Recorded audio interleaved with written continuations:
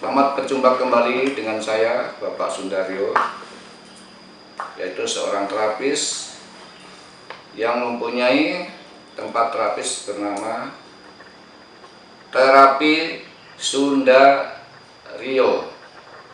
Saya ulangi, Terapi Sundaryo.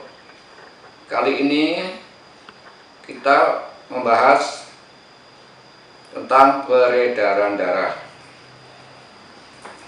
Dimulai dari bernapas dulu ya. Kita kan kalau bernapas itu menarik oksigen, mengeluarkan karbon dioksida atau CO2. Lah oksigen yang kita hirup diikat oleh darah di bawah menuju ke serambi kiri jantung melalui pembuluh darah yang namanya vena pulmonalis. Nah, dari serambi kiri jantung diteruskan ke bilik kiri jantung. Dari bilik kiri jantung dipompa menuju ke seluruh tubuh melalui pembuluh darah yang besar yaitu aorta, kemudian diteruskan ke pembuluh darah yang lebih kecil yaitu arteri, kemudian diteruskan lagi ke pembuluh darah yang paling kecil yaitu pembuluh darah kapiler, dialirkan ke seluruh tubuh melalui pembuluh darah kapiler. Nah, ketika darah yang dari jantung tadi menuju ke seluruh tubuh, maka darah kotor yang ada di bagian tubuh itu akan desak dan dia akan dialirkan menuju jantung melalui pembuluh darah balik atau vena menuju ke serambi kanan jantung. Dari serambi kanan jantung mengalir lagi menuju ke bilik kanan jantung.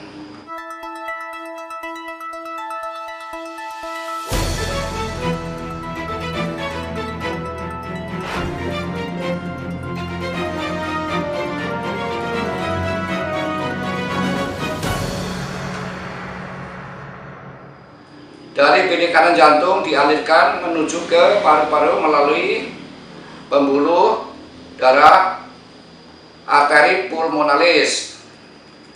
Nah, di paru-paru inilah karbon dioksida dikeluarkan yaitu melalui pernapasan, dan oksigen atau O2 kita hirup lagi, diikat lagi oleh darah, dibawa lagi ke serambi kiri jantung, terus kemudian ke bilik kiri jantung, kemudian dipompa lagi ke seluruh tubuh.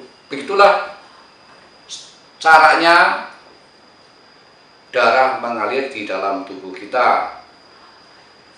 Ketika darah dari paru-paru menuju serambi kiri jantung, kemudian bilik kiri jantung, kemudian dipompa ke seluruh tubuh, warna darahnya adalah merah. Mengapa berwarna merah? Karena kaya akan oksigen atau O2. Sedangkan ketika darah yang kotor yaitu yang mengandung karbon dioksida atau CO2 yang dialirkan ke arah jantung, itu karena kotor mengandung banyak karbon dioksida, warnanya biru. Jadi yang darah yang kaya akan oksigen atau O2 berwarna merah, sedangkan darah yang kaya akan karbon dioksida atau disebut juga darah kotor berwarna biru. Nah, di dalam jantung itu ada katup. Mengapa ada katup? Untuk memisahkan antara darah kotor dan darah yang bersih tadi supaya tidak tercampur. Itu tadi kalau aliran darah normal. Tapi kadang-kadang kan aliran darah itu ada yang tidak normal. Misalnya orang mengidap tekanan darah tinggi atau darah rendah. Itu disebabkan karena adanya gangguan di pembuluh darah.